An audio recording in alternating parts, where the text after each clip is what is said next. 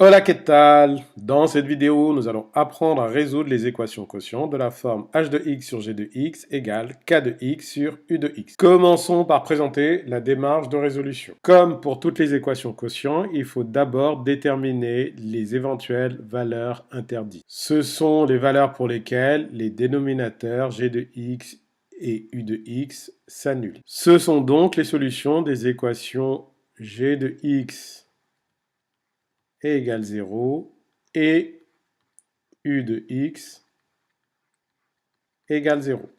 Une fois que cela est fait, il faut poser et résoudre l'équation h de x fois u de x est égal à g de x fois k de x. Tout en gardant à l'esprit que g de x est différent de 0 et u de x différent de 0, car ils étaient au dénominateur dans la configuration initiale. On peut faire cela car en fait, quand on a une égalité entre deux quotients, a sur b est égal à c sur d, en fait, ça équivaut à dire que AD est égal à BC avec B différent de 0 et D différent de 0.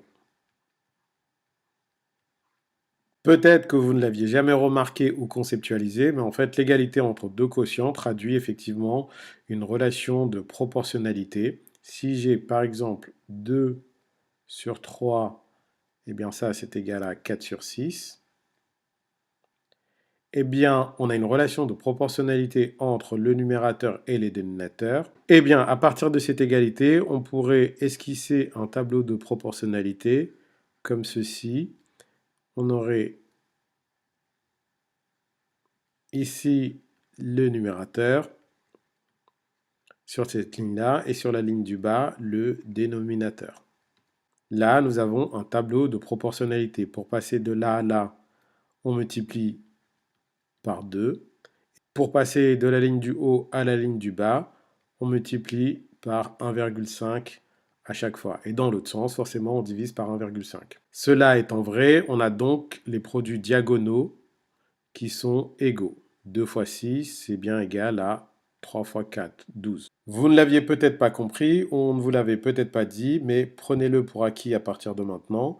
Quand on a un quotient de la forme a sur b égale c sur d, alors AD égale BC. Une fois que l'étape 2 est réalisée, que vous avez résolu h de x fois u de x égale g de x fois k de x, eh bien, il faut vérifier que parmi les solutions potentielles ne se trouve aucune des valeurs interdites déterminées à l'étape 1. Il suffit ensuite de conclure en donnant l'intégralité des solutions. Pour bien assimiler la démarche, nous allons l'appliquer à la résolution de l'équation x plus 1 sur 2x moins 1 est égal à 2x plus 3 sur 4x moins 1. On commence par définir les valeurs interdites. Donc l'égalité est définie si et seulement si 2x moins 1 est différent de 0 et 4x moins 1 est différent de 0. Donc ce sont les deux dénominateurs de nos expressions. On aboutit au fait que 2x doit être différent de 1 d'une part et que 4x doit être également différent de 1. On accède enfin aux valeurs interdites, à savoir que x doit être différent de 1 demi et que x doit être différent de 1 quart.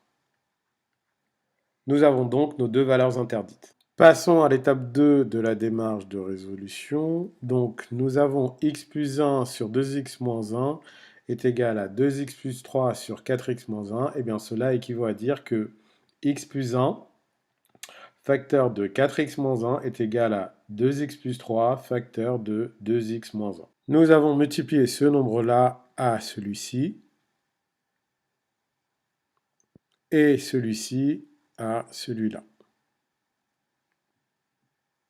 Si besoin, pour votre correcteur, pour lui montrer que ce n'est pas le fruit du hasard, que vous avez parfaitement compris la démarche, vous pouvez citer la propriété qui vous permet de faire cela. En classe de seconde, pour ce genre d'équation, le professeur s'assure normalement qu'il y ait après développement la même quantité de x carré à gauche et à droite du signe égal pour que l'on puisse simplifier, tout simplement parce que en classe de seconde, on ne sait pas résoudre de façon systématique des équations du second degré. Donc nous poursuivons la résolution en développant. Ici, ça nous donne que 4x carré moins x plus 4x moins 1 est égal à 4x carré moins 2x plus 6x moins 3.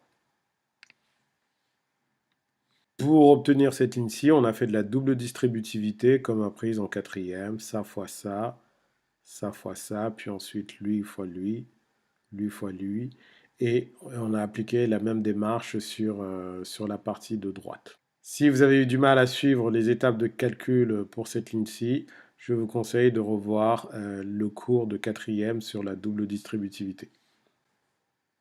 On réduit les expressions de part et d'autre du signe égal, donc cela donne ici à gauche 4x carré plus 3x moins 1 est égal à 4x carré à droite plus 4x moins 3. Comme prévu, on a la même quantité de x carré des deux côtés, donc elles vont se compenser. Cela nous donne à l'étape suivante que 3x moins 1 est égal à 4x moins 3. On est donc ramené à une équation du premier degré avec des termes en x des deux côtés du signe égal. On va mettre tous les termes en x du côté gauche du signe égal et les constantes de l'autre côté. Cela donne 3x moins 4x est égal à moins 3 plus 1. Si le passage de l'avant-dernière à la dernière ligne pose problème, c'est qu'il y a sans doute une faille dans la résolution des équations du premier degré, donc il faut aller regarder les vidéos sur ce sujet, sur ce thème. Nous pouvons continuer nos calculs, donc ça nous donne que 3x moins 4x moins x est égal à moins 3 plus 1 moins 2. Autrement dit que x est égal à 2. C'est à cette étape-ci qu'il faut se souvenir de nos valeurs interdites. On avait trouvé, c'est encore visible au-dessus, ici, que x doit être différent de 1 demi et de 1 quart. Notre solution potentielle 2 n'appartient pas à l'ensemble des valeurs interdites. Donc, S égale 2. Cette vidéo est à présent terminée. À très bientôt.